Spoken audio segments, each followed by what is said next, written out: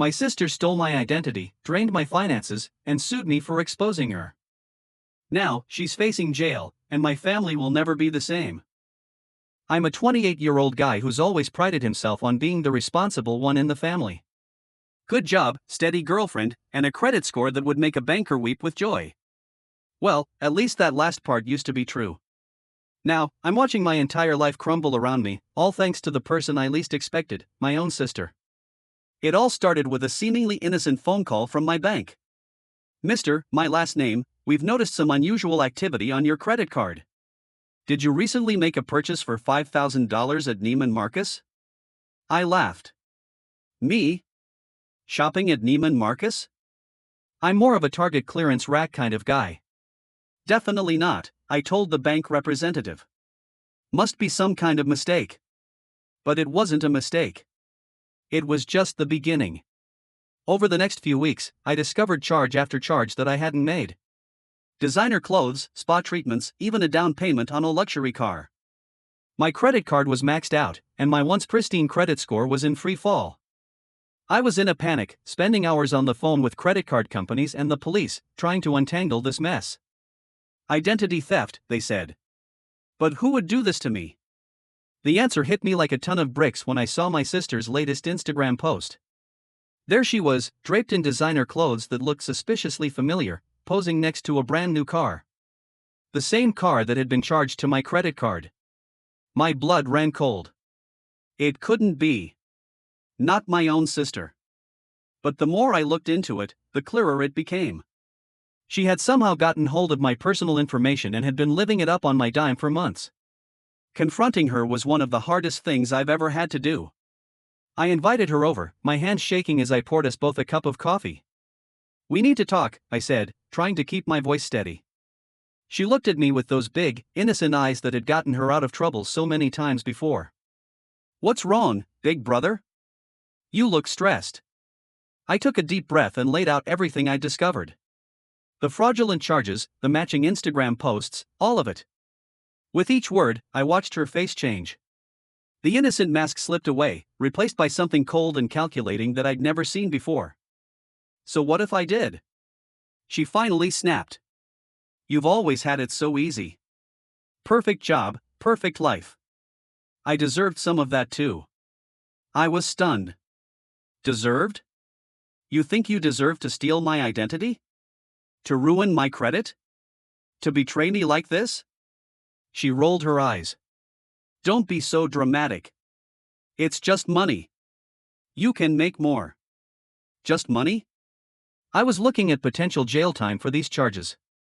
My girlfriend was talking about postponing our engagement because of the financial mess. My entire future was in jeopardy. "I'm going to have to tell Mom and Dad," I said, my voice barely above a whisper. "And the police. You know that, right?" That's when she started to cry. Not the crocodile tears I'd seen her use to manipulate our parents 1,000 times before. Real, terrified sobs. "You can't," she wailed. "They'll never forgive me. Please, I'll do anything. I'll pay you back, I promise." For a moment, I wavered. She was my little sister after all. The one I'd protected from bullies. The one I'd taught to ride a bike. Could I really turn her in? But then I remembered the cold look in her eyes when she said, "I deserve this." The casual way she dismissed ruining my life as just money. And I knew what I had to do. The next few weeks were a blur of police reports, family meetings, and more tears than I care to remember. Our parents were devastated. They couldn't believe their little girl could do something like this. There must be some mistake. My mom kept saying, even as the evidence piled up, she wouldn't do this to her own brother. But she had. And now, faced with the consequences of her actions, my sister was pulling out all the stops to save herself. She spun a tale of desperation, claiming she only did it because she was in trouble with some bad people. She swore she was going to pay me back, that she never meant for it to go this far. Some of the family bought it. My aunt started a GoFundMe for her poor, troubled niece. My grandparents called me, begging me to drop the charges. "She's family," they said. "Family forgives." But I couldn't. The betrayal ran too deep. The damage was too severe. And every time I considered backing down, I remembered that cold look in her eyes. The entitlement. The complete lack of remorse until she got caught. I thought the worst was behind us. I was working with the credit card companies to clear my name, and my sister was facing charges for identity theft. It was a mess. But at least the truth was out. Then came the lawsuit. I was served papers at work. My sister was suing me for defamation, claiming I had made up the whole identity theft story to smear her name. She was asking for damages, claiming my lies had cost her job opportunities and caused emotional distress. I couldn't believe it. She had stolen my identity, ruined my credit, nearly destroyed my relationship, and now she was playing the victim? The family was split down the middle. Half of them still believed her sob story and thought I was being cruel for not dropping the charges. The other half were as shocked as I was at her audacity. My parents were caught in the middle, torn between their two children. Can't you both just apologize and move on? My dad pleaded during one particularly tense family dinner. I exploded. Apologize? For what? For being the victim of her crime? For telling the truth? My sister, ever the actress, burst into tears. See how he treats me? I made one mistake and he'll never let me live it down. One mistake. As if systematically stealing someone's identity over months was comparable to accidentally denting a car or forgetting a birthday. The lawsuit dragged on, draining what little money I had left. My girlfriend, bless her heart, stood by me through it all.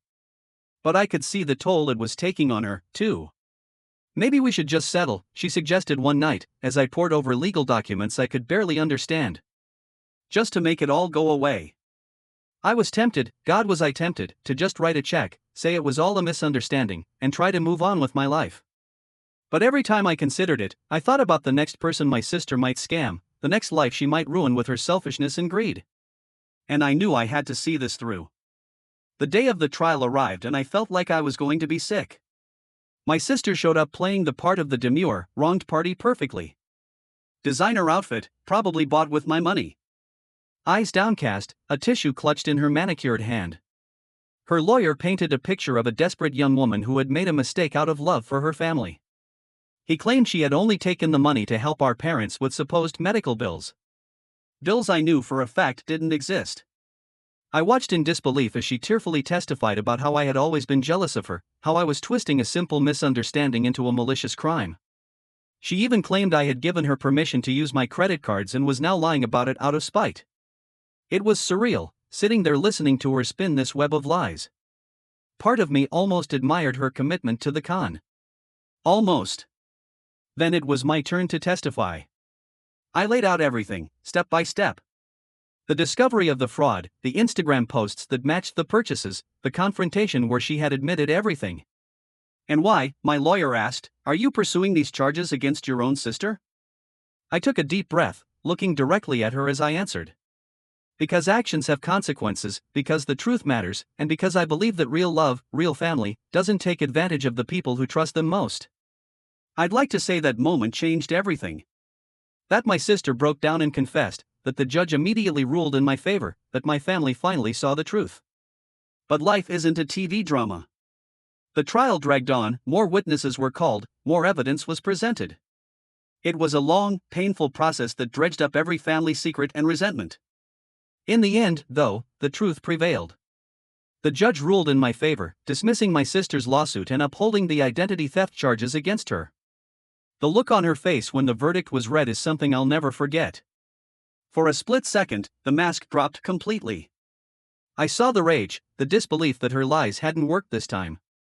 Then, quick as a flash, the tears started. She cried as she was let out of the courtroom, wailing about how her life was ruined, how she'd never recover from this betrayal. Some of my family members rushed to console her, others just sat there, stunned. Me? I felt empty. There was no satisfaction in this victory, no sense of justice served, just a hollow ache where my relationship with my sister used to be. The aftermath has been complicated, to say the least. My sister is facing jail time and restitution payments. Some of my family still believes I'm the bad guy for not protecting her. Others apologize for ever doubting me, but those relationships will take time to heal. My credit score is slowly recovering, and my girlfriend and I are talking about that engagement again. But I know things will never be quite the same. I've lost my innocence, my trust in family, in a way I'm not sure I'll ever fully get back. If there's a lesson in all of this, I suppose it's that the truth really does matter, that enabling bad behavior, even from family, only leads to more pain in the long run, and that sometimes the hardest thing and the right thing are the same. As for my sister, I hope she gets help, real help, not just crocodile tears and elaborate lies. Maybe someday we can rebuild some kind of relationship. But for now, I'm focused on rebuilding my life, one honest step at a time.